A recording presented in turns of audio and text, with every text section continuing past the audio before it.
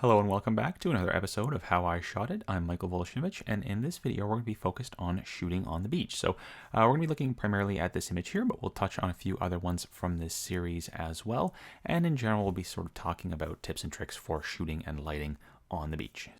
Now, before we get started, please visit me at the social media links below and also help to support me by checking out my store for prints, actions, and style packs for Capture One and Lightroom. So let's dive right into this image here. I'm not going to be doing a lighting diagram for it because, as you can see, the lighting is fairly straightforward. It's really just the sun, the model, and the camera. So we've got the sun over here and this angle coming from the back, backlighting the subject, and you can see that from the shadow here. And the sun was fairly low. This was about half an hour, 40 minutes before sunset.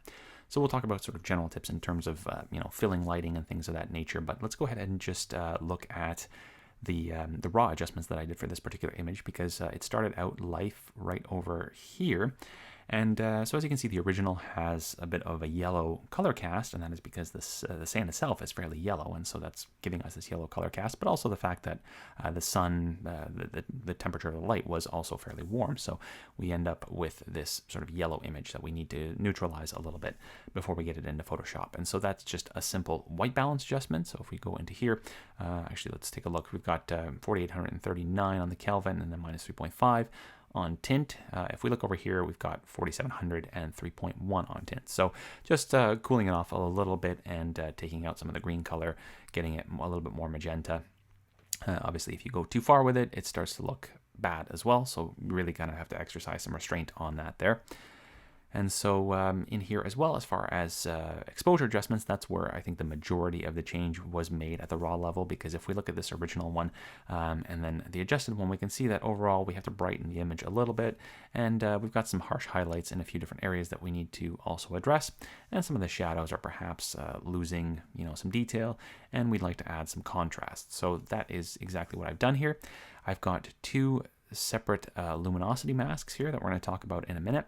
So in general, on the background layer, I've reduced the highlights slightly, and I've increased shadows slightly as well. So if this was Capture 120, this was actually originally done in Capture 112, so I didn't have the white and black sliders, but being that they're available now, I probably would have used those instead of shadow and highlight. I probably would have reduced whites and opened up the blacks a little bit, but that's fine. These work as well.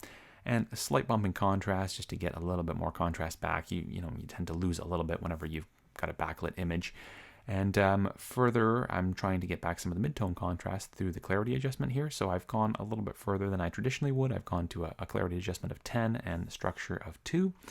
And then lastly, I've got some additional black point adjustment over here on the level. So just again, trying to get back some of that contrast. If we look at the original, it's a little bit washed out in the blacks. So I just wanted to pull that in slightly just to give us a little bit more. You can see on the histogram up here, we've got a little bit of a gap in the blacks. So I'm just pulling that in slightly to around 5 or 6.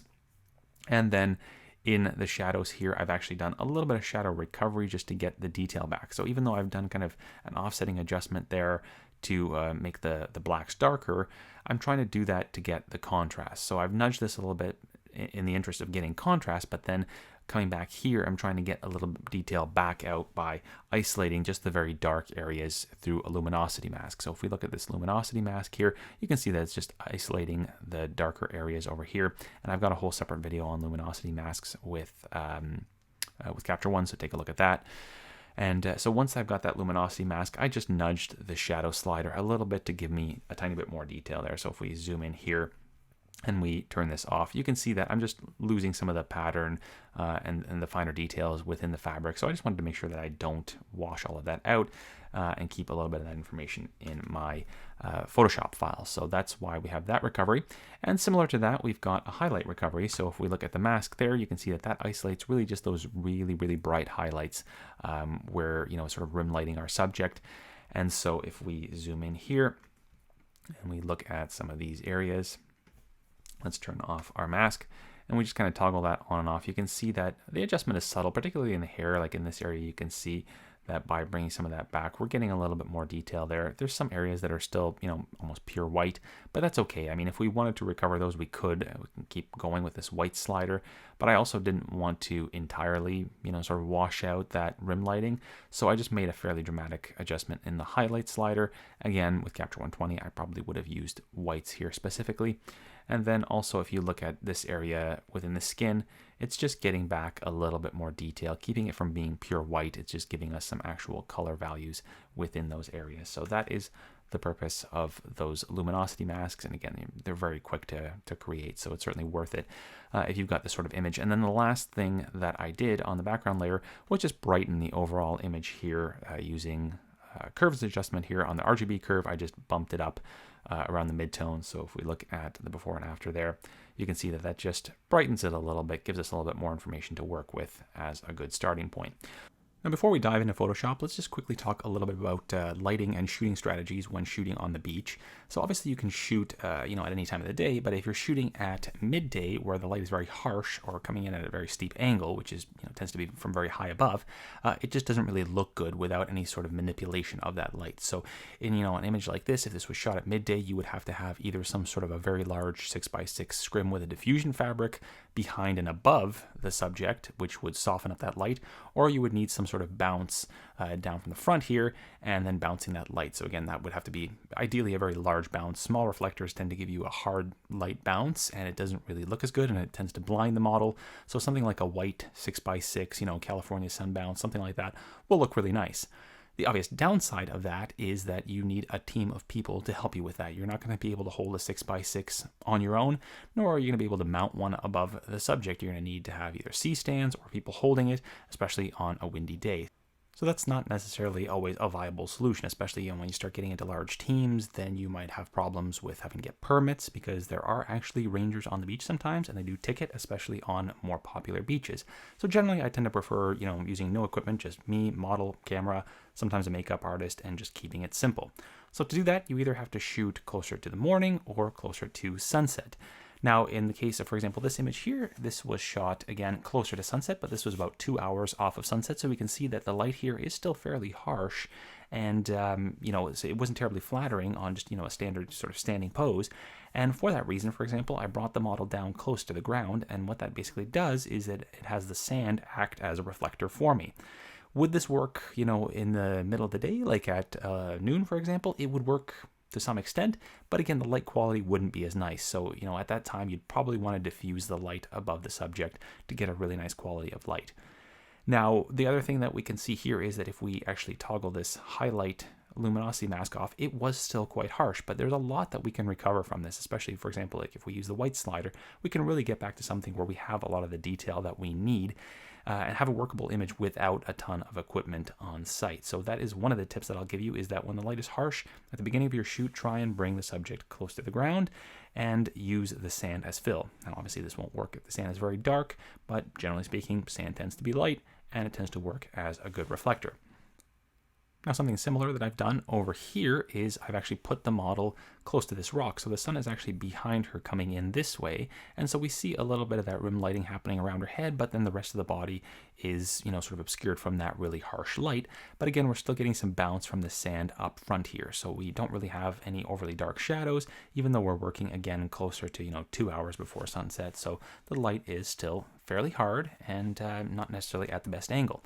Now, the other thing that you have to be aware of is to also shoot downward as often as you can and fairly long focal length. So right here, I've got 110 millimeters, but if you've got something like a 70 to 200 lens, that works really well on the beach. Even at 200, it's really nice because, again, you reduce your chances of flaring.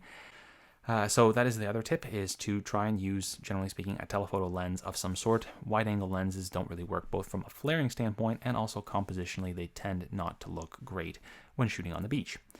And the other thing that you can do, if the lighting isn't quite perfect yet, you can actually put your subject in the water. And when you put them in the water, again, the water serves as a nice bounce and it will sort of fill in the shadows.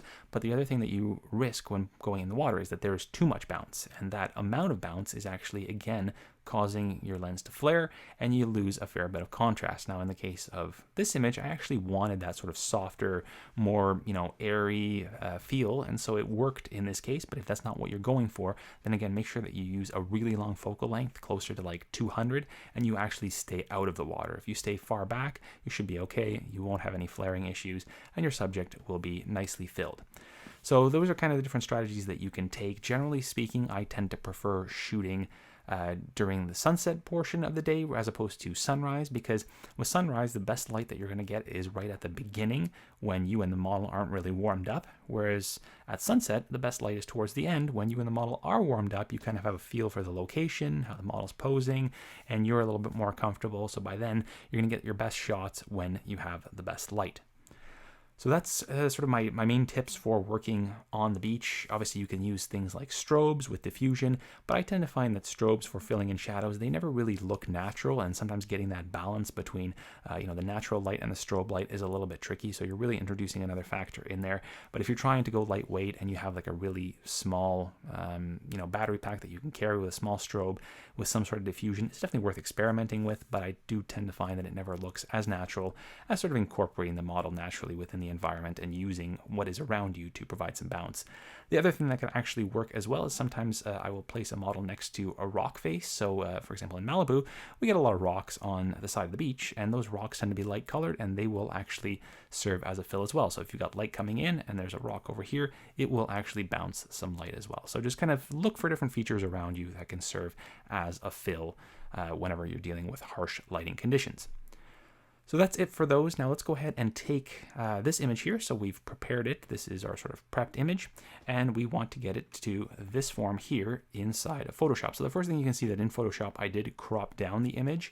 So I wanted to get to a 4x5. That's generally what I tend to use because that is what Instagram uses, and usually 4x5 tends to print a lot nicer. So I usually crop down to that.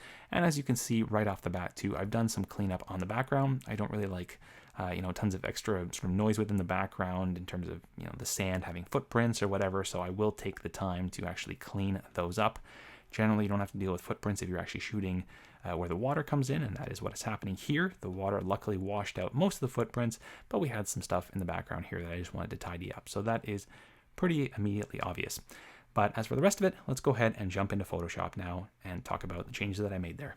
Now diving into Photoshop, the first thing that you will notice is that we do have an extraction of the subject from the background, and I did that for two reasons here.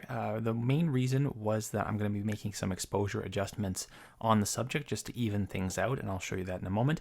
But the other thing was that by having this on the background here, we can see that I have just subtly taken out some of the cast that is in that sand, which has this sort of a cyan sort of color cast to it, a little bit too yellow. So I wanted to neutralize that with just a selective color adjustment on the yellow. I added some reds, added some magenta, and took out some yellow from that background.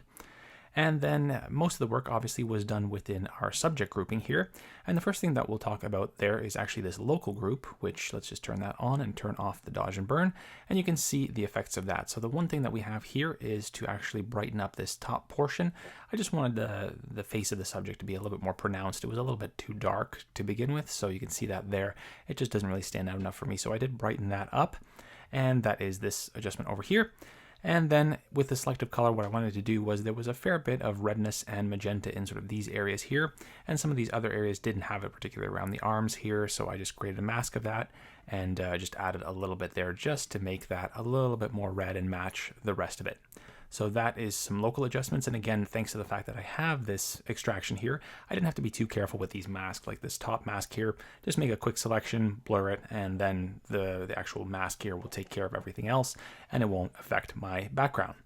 So that is that one there. And then if we look at dodging and burning, let's go ahead and turn some of these off here.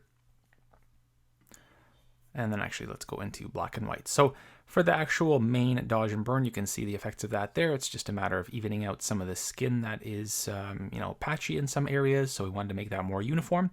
And then in the strong adjustment, you can see if I toggle that on and off, I dealt with some of the sand that we have on our subject, like for example, this over here, just by dodging it down so that it becomes less noticeable. This way I don't have to actually, use a healing brush or a spot healing brush to try and actually remove it.